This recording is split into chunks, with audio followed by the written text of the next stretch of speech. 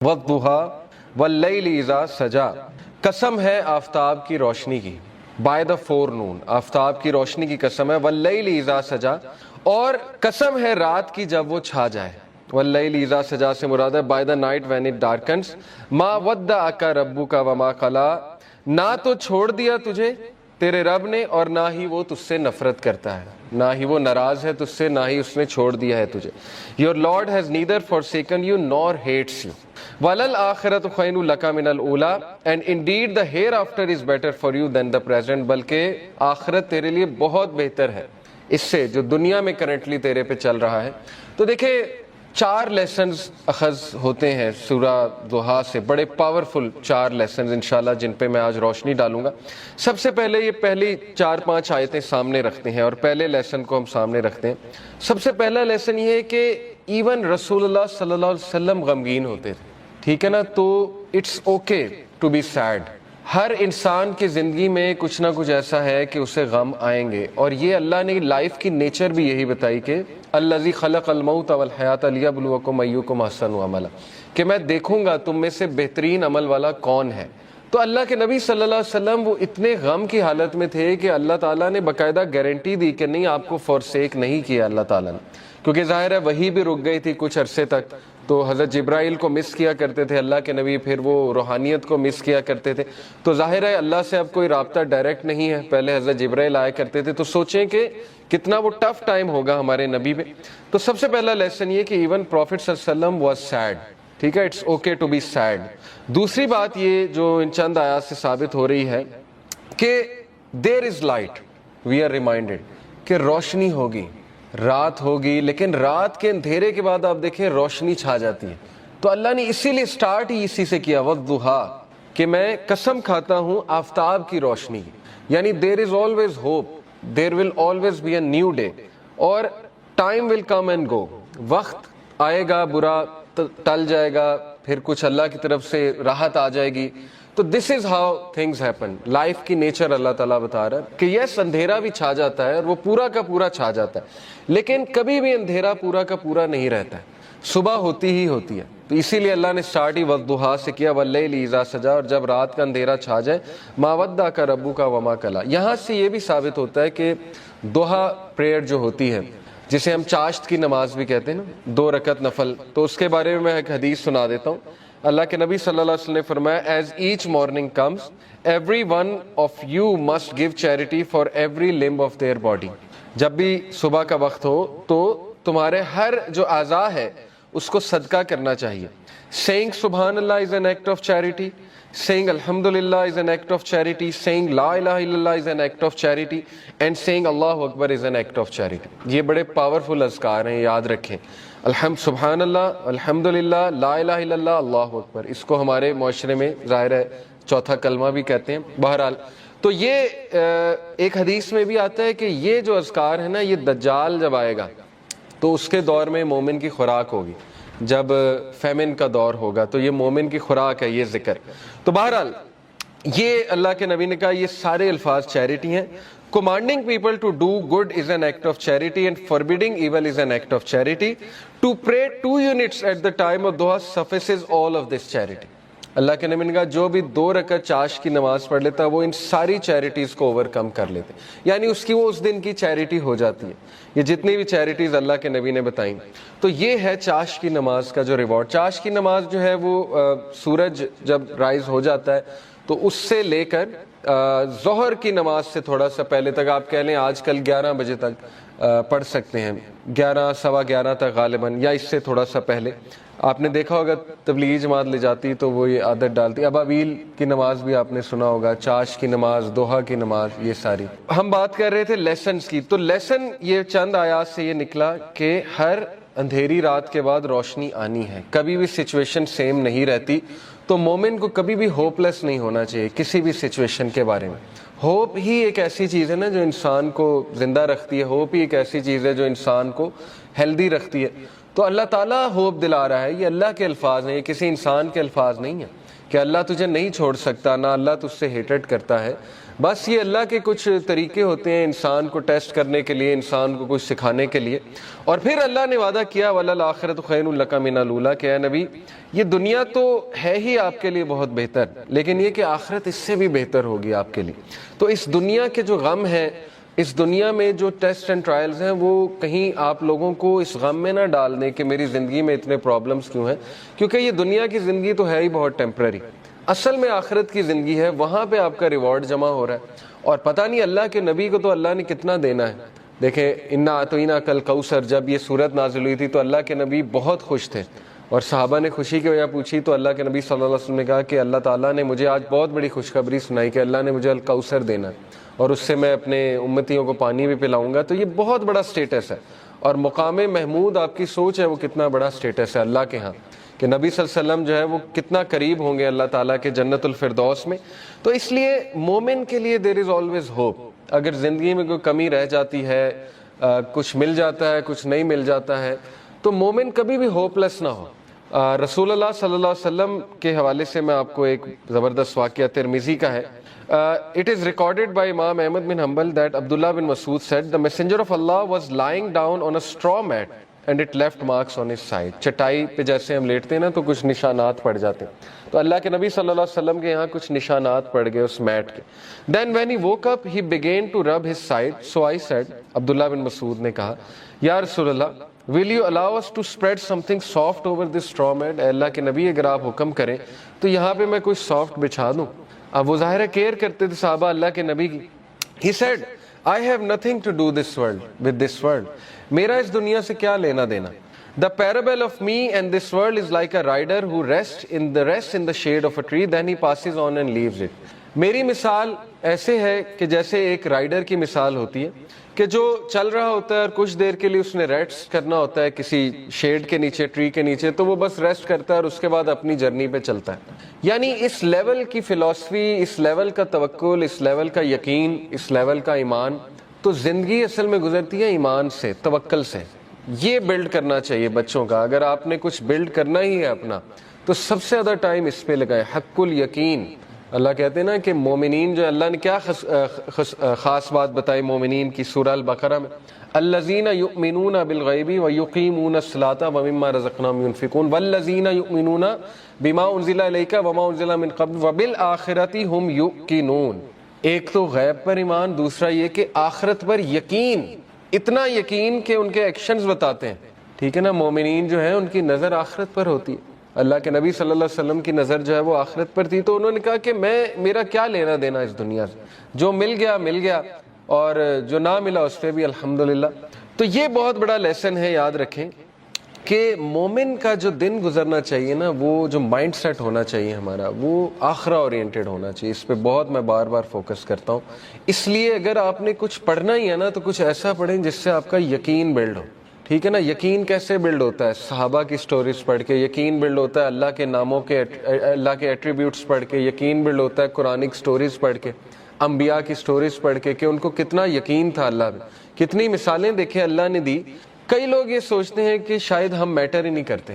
یقین کریں مجھے کئی لوگوں کے الفاظ یاد ہیں کہ وہ جب بھی ہم ان سے بات کر رہے ہوتے ہیں, کوئی غمگین انسان آتا ہے تو وہ ایسے الفاظ کہتے ہیں کہ شاید ہم اللہ کے لیے میٹر ہی نہیں کرتے. اس پورے نظام میں اللہ کو پتہ نہیں خبر ہے ہماری کہ نہیں ہے. یہ اصل میں دیزم کا عقیدہ ہے نا. کرسچنز میں ایک برانچ ہے دیزم, ان کا عقیدہ ہے کہ اللہ نے کائنات بنائی اور چھوڑ دی. تو یہ تو کفر ہے نا. اللہ تعالیٰ کا تو ایٹریبیوٹ ہے اللطیف. ابھی میں آپ کو اللطیف انشاءاللہ بتاتا ہوں کہ اللطیف ہوتا کون ہے. بہرحال اللہ تعالیٰ تو اپنے لوگوں کے بارے میں اتنا باخبر ہے اور اتنا پریسیجن کے ساتھ اللہ نے ایک ایک چیز کی ہے کہ آپ سوچ نہیں سکتے. ابھی میں انشاءاللہ آپ کو اللطیف ریوزٹ کراتا ہوں ہوتا کہ. تو یہ بھی شیطان کا وسوسہ ہے کہ ہم اللہ کے لیے میٹر نہیں کرتے.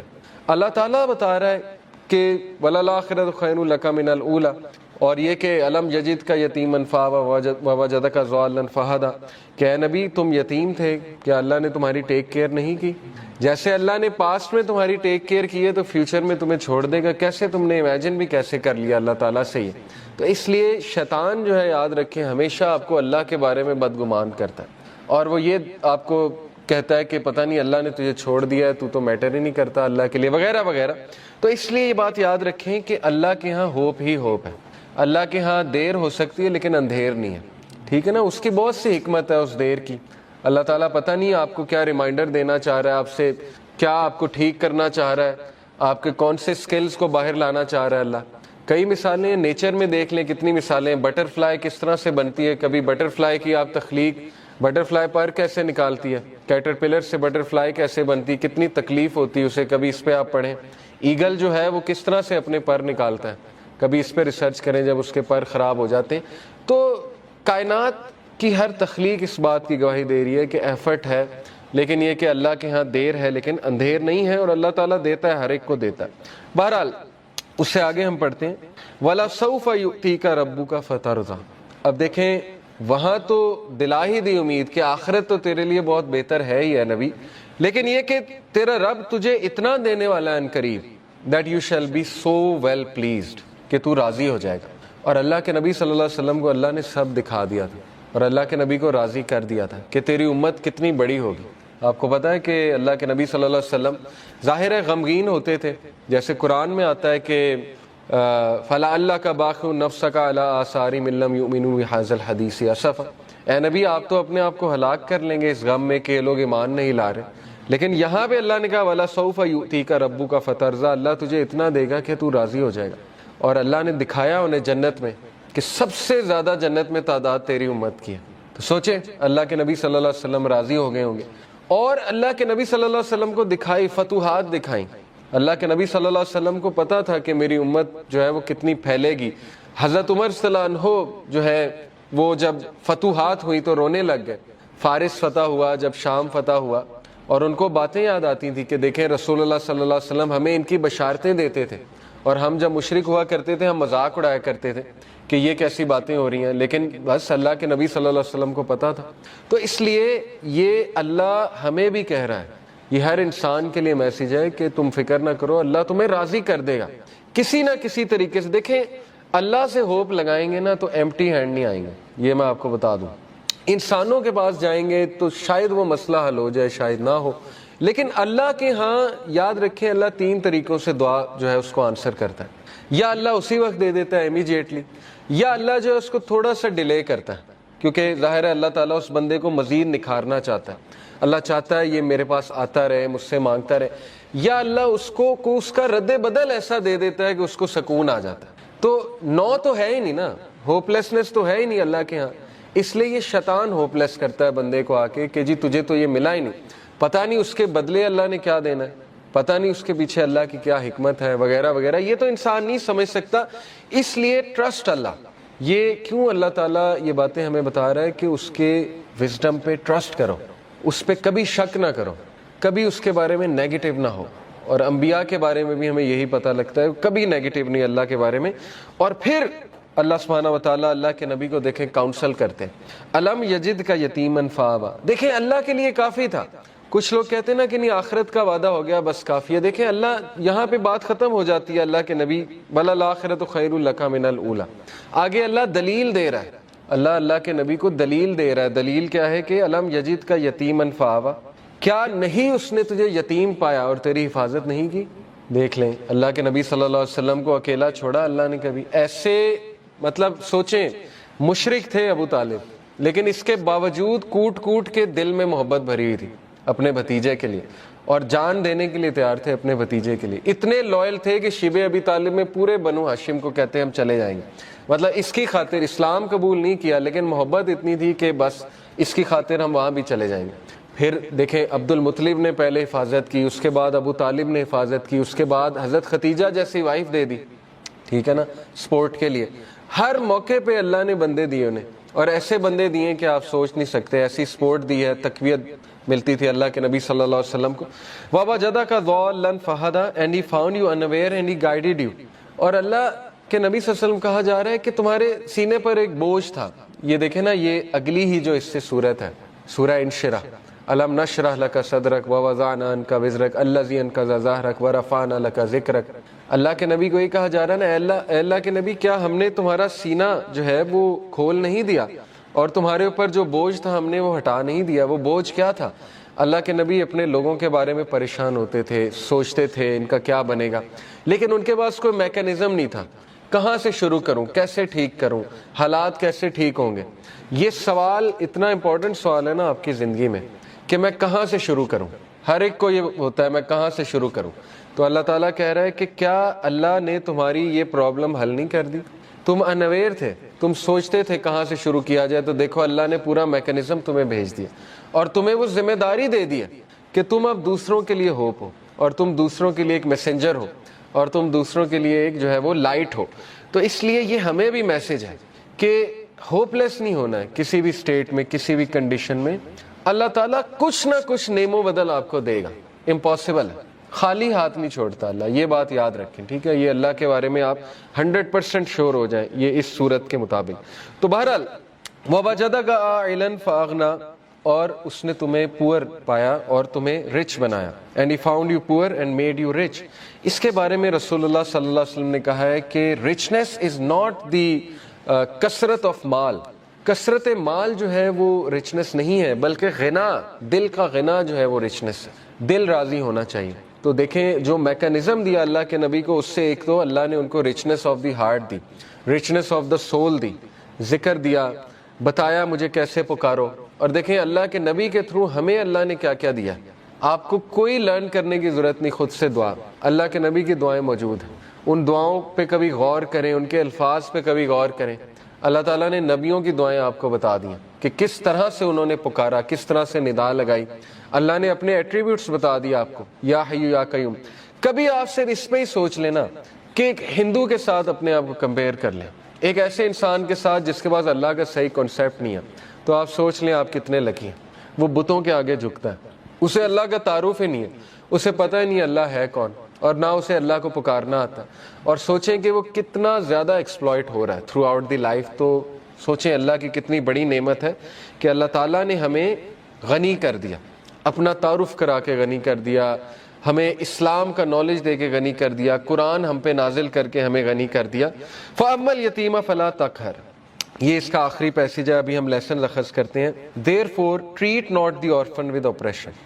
بہت پاورفل ٹپ ہے اور یہ بڑا زبردست لیسن ہے سورہ زحا میں کہ جب تم خود پین میں ہو نا تو اس پین کو تم ریلیو کیسے کرو گے. یہ سائنٹیفکلی پروون ہے, دوسروں کی پین آسان کر کے. یہ ہے سب سے بڑی بات. یہ جو بندہ خود پین میں ہوتا ہے نا وہ پھر دوسروں کی بڑی زبردست مدد کرتا ہے. اسی لیے اللہ کے نبی صلی اللہ علیہ وسلم چونکہ خود اس غم سے گزرے ہوئے, یتیم تھے اللہ کے نبی صلی اللہ علیہ وسلم, تو اس لیے اللہ کہہ رہا ہے فَأَمَّا الْيَتِيمَ فَلَا تَقْهَرْ, اے نبی اس لیے آرفن کو ٹریٹ اچھا کرو, اپریشن کے ساتھ ٹریٹ. یہ نہیں کہ اللہ کے نبی کرتے تھے, لیکن یہ کہ ان کے تھرو میسج دیا جا رہا ہے. وَأَمَّا السَّائِلَ فَلَا تَنْهَرْ and repulse not the one who asks. اسی لیے اللہ کے نبی سے جب بھی کوئی کچھ مانگتا تھا آج تک انکار نہیں کیا ہی نہیں کبھی انکار اللہ کے نبی صلی اللہ علیہ وسلم نے.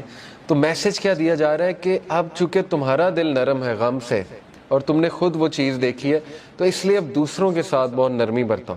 وَأَمَّا بِنِعْمَةِ رَبِّكَ فَحَدِّثْ and proclaim the grace of your Lord, اور اللہ تعالیٰ کی حمد بیان کرو. اب ہم ذرا لیسنز کی طرف آ جاتے ہیں. پہلے 2 لیسن ہم نے نکالے کہ پہلے 3 کے اللہ کے نبی صلی اللہ علیہ وسلم ایون ان پہ غم آیا ہے. تو غم کوئی بری بات نہیں ہے, ٹھیک ہے نا, غم کو سزا نہ سمجھیں. بانو قدسیہ کہا کرتی تھی نا کہ غم کا الیکٹرک شاک, ان کا ایک بڑا زبردست اس پہ کالم ہے, غم کا الیکٹرک شاک اس کا ٹائٹل تھا. انہوں نے کہا کہ غم جو ہے یہ تو روحانیت کی سیڑھی ہے, اور غم اس روحانیت کی سیڑھی پہ چڑھ کے انسان کا جو ہے وہ دل نرم ہوتا ہے, پھر وہ دوسروں کا غم فیل کرتا ہے اور پھر وہ دوسروں کے لیے کچھ کرتا ہے. ادروائز تو انسان مزے میں نا, اس کو کچھ آ ہی نہیں رہا, تو پھر نہ اس سے کوئی کام ہوگا نہ وہ اللہ کے لیے کچھ کرے گا. جیسے میں اکثر مثال دیتا ہوں, دیکھیں عمران خان صاحب کی والدہ کو غم, اگر وہ غم نہ آتا کینسر والا, تو شوکت خانم تو آج نہ ہوتا نا. کتنے لوگ مستفید ہو رہے ہیں شوکت خانم سے, تو ایک غم نے دیکھیں انہیں کیا کرنے میں مجبور کر دیا. اسی طرح کئی لوگوں کی آپ سٹوریز پڑھیں گے کہ ایک غم نے ان کو پتہ نہیں کتنا بڑا جو ہے وہ عظیم ایک لیڈر بنا دیا یا ایک بہت بڑا فلنتھروپسٹ بنا دیا, کیونکہ وہ اس غم سے گزرے تھے. تو اس لیے اللہ کے نبی صلی اللہ علیہ وسلم کو بھی غم آیا, نبیوں کو بھی غم آیا ہے. لیکن یہ کہ دوسرا لیسن یہ ہے کہ ہر اندھیر کے بعد صبح ہے. کوئی بھی سچویشن مکمل اندھیری نہیں ہوتی ہے. ہاں مکمل اندھیری تب ہے جب آپ انسانوں پہ ریلائی کر رہے ہیں, پھر مکمل اندھیر ہے, کیونکہ انسان نہیں دے سکتا. اللہ تعالیٰ نے قرآن مجید میں کہا کہ جو مانگنے والا ہے وہ بھی ضعیف ہے اور جس سے مانگا جا رہا ہے وہ بھی ضعیف ہے. ضعف الطالب والمطلوب، آئی تھنک یہ آیت ہے. اس سے کیا آپ کو پتا ہے کتنا پاورفل لیسن اس سے ملتا ہے کہ اللہ نے مثال دی کہ جو مشرک ہے نا، جو جس سے وہ مانگ رہا ہے، جس شرک کر رہا ہے، وہ اتنی ویک چیز ہے کہ پہلی تو بات وہ اسے دے نہیں سکتا، اور جو مانگنے والا ہے وہ بھی ویک ہے. اس کا اپوزٹ کیا ہے؟ علماء کرام آپ کو پتا ہے کہتے ہیں کہ اس کا اپوزٹ کیا ہے. اس کا اپوزٹ یہ ہے کہ تو مانگ کس سے رہا ہے؟ اللہ سے. ہو از دی موسٹ پاورفل. تو مانگنے والا بھی کیسا ہونا چاہیے؟ اگر وہاں تھا کہ مانگنے والا ضعیف ہے اور جس سے مانگا جا رہا ہے وہ بھی ضعیف ہے، تو یہاں کیا ہونا چاہیے کہ مانگنے والا وہ بھی پاورفل ہونا چاہیے اور جس سے مانگا جا رہا ہے وہ تو ہے ہی. تو اس لیے اللہ سے ایسے ویسے نہیں مانگنا. اللہ تعالیٰ سے جب مانگنا ہے تو تگڑا بن کے مانگنا ہے. اتنا توکل، اتنا بلیف ہونا چاہیے. یہی تو مومن کی مثال ہے. مشرک کی مثال کیوں اللہ نے کہا ضعیف ہے مانگنے والا؟ کیونکہ اس کے ہارٹ میں ڈاؤٹس ہیں، اس کو مانگنا ہی نہیں آ رہا، اس کو پتہ ہی نہیں ہے میں نے مانگنا کیسے. لیکن بلیور کے ہارٹ پہ اللہ تعالیٰ نے ایسا جو ہے وہ ایک یقین طاری کیا ہوا ہے کہ وہ مانگنے والا بھی بہت اسٹرانگ ہے اور جس سے مانگا جا رہا ہے وہ تو پھر اللہ ہے. تو یہ بات آپ ہمیشہ یاد رکھیں، ٹھیک ہے؟ کبھی بھی ڈاؤٹ نہیں کرنا اللہ کو، اور پھر تگڑا بن کے مانگنا ہے. اللہ سے جب مانگتے ہیں تو پھر 100% ہوپ کے ساتھ مانگتے ہیں. یہ دعا کے آداب میں شامل ہے. اللہ کے نبی صلی اللہ علیہ وسلم نے فرمایا تمہاری دعا تب تک قبول ہوتی رہے گی جب تک تم یقین سے مانگو گے. جیسے اس میں تھوڑا سا ڈاؤٹ آ گیا، جیسے اس میں یہ بات آ گئی کہ پتہ نہیں اللہ کرے گا نہیں کرے گا، تو وہ دعا پھر فالٹی دعا ہے. اس میں پھر کمی ہے، اس دعا میں اس میں پھر بہت زیادہ یقین آنے کی ضرورت ہے. تو اس لیے ان چیزوں پہ ورک کرنا چاہیے. دیکھیں ویلیو ایڈڈ چیزیں یہی ہے کہ اپنا یقین بڑھاؤ، اپنا توکل بڑھاؤ، ٹھیک ہے؟ تو بہرحال یہ ہمارا دوسرا لیسن تھا کہ ہر اندھیر کے بعد جو ہے وہ روشنی آئے گی ہی آئے گی. اور پھر تیسرا لیسن یہ کہ اللہ کے نبی کو اللہ سبحانہ و تعالیٰ یہ دلاسا دے رہے ہیں، یہ تسلی دے رہے ہیں کہ تمہارے لیے جو آنے والی جو دنیا ہے کی زندگی ہے، آنے والی جو زندگی ہے وہ اس سے بھی بہتر ہے. یہ تو ہے ہی اللہ کے نبی، لیکن یہ کہ وہ اس سے بھی بہتر ہے. اور پھر اگلا لیسن ہم نے پڑھا کہ تیرا رب تجھے ایسا دے گا کہ تو راضی ہو جائے گا. تو یہ یہاں سے یہ ثابت ہوتا ہے کہ اللہ تعالیٰ یہ کہہ رہے ہیں کہ انسان کو اللہ کبھی بھی خالی ہاتھ نہیں چھوڑتا ہے. یہ میں آپ کو ذرا ایک بات بھی بتا دوں. A man from Kufa came to ask Sayyidina Muhammad al-Baqir whether the hadith of the Prophet's intercession was authentic. رسول اللہ کی جو شفاعت ہے اس کے بارے میں پوچھنے آیا کہ کیا یہ authentic ہے.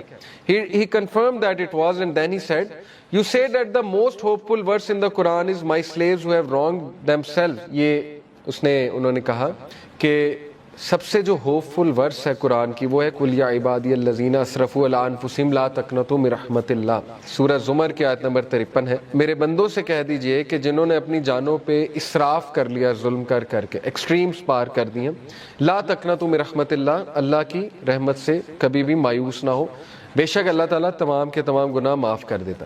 وہ کہتے ہیں وی سے however the most hopeful verse is وَلَسَوْفَ يُؤْتِيكَ رَبُّكَ فَتَرْضَىٰ. محمد الباقر کا یہ ویو تھا کہ آپ کو پتہ ہے جو پچھلی ورس ہے بہت سے صحابہ کی یہ فیوریٹ ورس تھی، قُلْ يَا عِبَادِيَ الَّذِينَ أَسْرَفُوا عَلَىٰ أَنفُسِهِمْ لَا تَقْنَطُوا مِن رَحْمَتِ اللَّهِ. لیکن محمد الباقر کہتے ہیں کہ میرے نزدیک سب سے جو ہوپ فل ورس ہے قرآن کی ان ہوپ لیس سچویشن وہ ہے وَلَسَوْفَ يُؤْتِيكَ رَبُّكَ فَتَرْضَىٰ، کہ جلد تیرا رب تجھے دے گا اور تو راضی ہو جائے گا. اب وہ دے گا کیا، اس پہ آپ نے ویٹ کرنا ہے، ٹھیک ہے؟ آپ نے دیکھنا ہے کہ اللہ کی طرف سے جو ہے وہ کیا ہوتا ہے. تو بہرحال we learn from this that happiness is coming. خوشی آئے گی، اور یہ کہ ہر غم کے بعد نیا دن ہے، ہر اندھیر کے بعد نئی صبح ہے، اور ہر ڈیفیکلٹی کے بعد ایز ہے. ڈیفینیٹلی یہ تو ہے ہی. اور جیسے اللہ نے کہا سورہ کاف میں، یہ انہوں نے مینشن کیا ہوا تفسیر میں کہ اللہ کہتے ہیں کہ میں اپنے بندے کے جیگولر وین سے بھی زیادہ، شاہ رخ کی جو وین ہوتی ہے اس سے بھی زیادہ قریب ہوں اپنے نالج کے حوالے سے. یعنی اللہ تعالیٰ نگلیکٹ نہیں کر سکتا اپنے بندے کو. اب میں ذرا آپ کو اللہ تعالیٰ کا ایک ایٹریبیوٹ ہے اللطیف. اللطیف کسے کہتے ہیں، اس کے روٹ ورڈز بھی دیکھ لیتے ہیں. سب سے پہلی بات تو اللطیف کہتے ہیں the subtle, the most gentle, the all kind. 7 بار قرآن مجید میں اللہ کا یہ ایٹریبیوٹ آیا لطیف. اور مزے کی بات کہ جب بھی تخلیق کا ذکر اللہ نے کیا تو اس ایٹریبیوٹ کا ذکر کیا، اللطیف کا.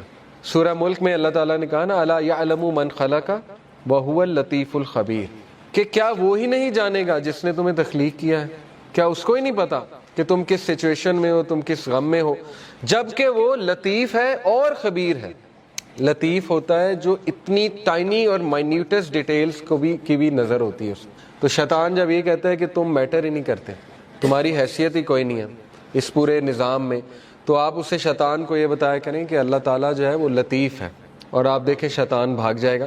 تو لطیف ہوتا ہے کہ اتنی مائنیوٹ سے مائنیوٹ ڈیٹیل اللہ تعالیٰ نے نوٹ کی ہوئی ہے کہ آپ اگر کبھی صرف اپنی باڈی پہ غور کر لیں، ایک ایک سیل کیسے کام کر رہا ہے، اور اللہ کے کنٹرول میں اللہ کو سجدہ کرتی ہے ہر چیز، چاہتے ہوئے نہ چاہتے ہوئے۔ اللہ تعالیٰ کہتے ہیں نا کہ ہر چیز اللہ تعالیٰ کو سجدہ کرتی ہے، ہر چیز اللہ کے تابع ہے، تو اس لیے ہوپ لیسنس کا تو سوال ہی نہیں پیدا ہوتا۔ بہرحال 7 بار ہی آیا ہے۔